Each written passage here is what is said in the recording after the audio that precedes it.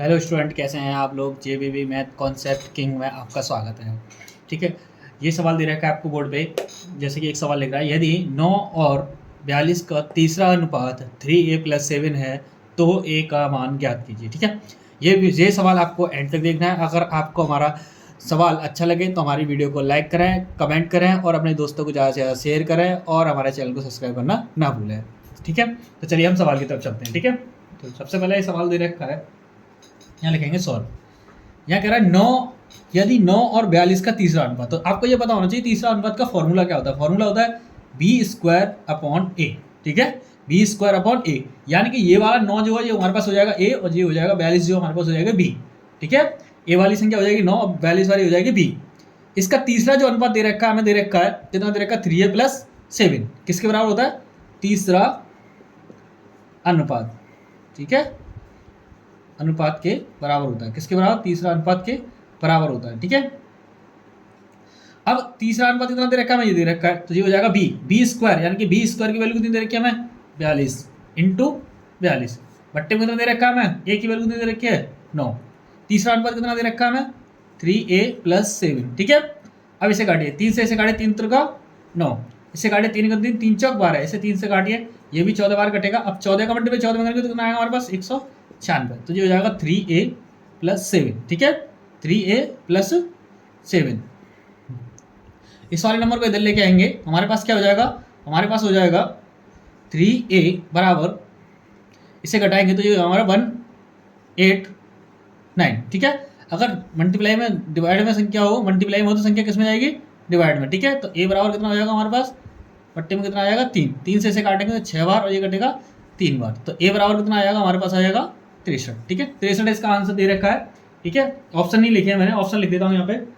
a बराबर, a दे रखा है हमें 63, b दे रखा है हमें 196 और c ऑप्शन दे रखा है हमें 89 और d ऑप्शन दे रखा है हमें 65। ठीक है, ये चीज़ दे रखी है हमें और सवाल में, तो आप देख सकते हैं हमें सवाल दे रखा है ये वाला।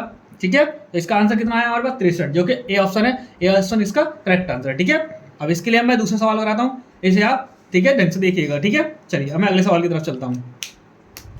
जैसे कि दूसरा सवाल दे रखा है, ए और b⁴ अपॉन दे रखा है 4a का तृतीय अनुपात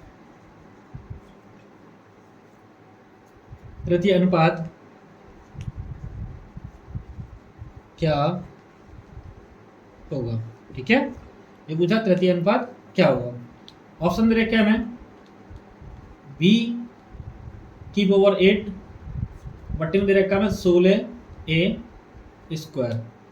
बी ऑप्शन दे रखा है हमें b⁴ और बट्टे में दे रखा है हमें 8a²। ठीक है, सी ऑप्शन दे रखा है हमें b⁴ और फिर दे रखा है हमें 8a³। डी ऑप्शन दे रखा है हमें b⁴ अपॉन 16a⁴।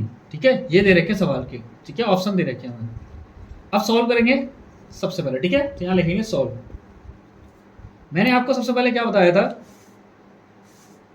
ठीक है, सबसे पहले मैंने आपको क्या बताया था, सबसे पहले मैंने बताया था ये पहली संख्या दे रखी है, ये हमें दे रखी है दूसरी संख्या। ठीक है, ये मान लिया मैंने ए और ये मान लिया मैंने पी, यानी कि इसे फर्स्ट मान लीजिए और इसे मान लीजिए सेकंड। ठीक है, ये क्या मान लिया मैंने, सेकंड। अब तृतीय अनुपात ज्ञात करना है, तो तृतीय अनुपात बराबर क्या होता है, मैंने फॉर्मूला बताया था पिछले वाले सवाल में। तृतीय अनुपात बराबर होता है हमारे पास b² a। ठीक है, ये होता है। तो तृतीय अनुपात की वैल्यू कितनी दे रखी है हमें, b⁴ कितना, तृतीय अनुपात निकालना है, क्या निकालना है, तृतीय अनुपात। तो एक तृतीय अनुपात b, यानी कि a की वैल्यू ये वाली है हमारे पास और b की वैल्यू ये होती है। ठीक है, यानी कि फर्स्ट संख्या a होती है, सेकंड संख्या b होती है। तो यहाँ लिखेंगे तृतीय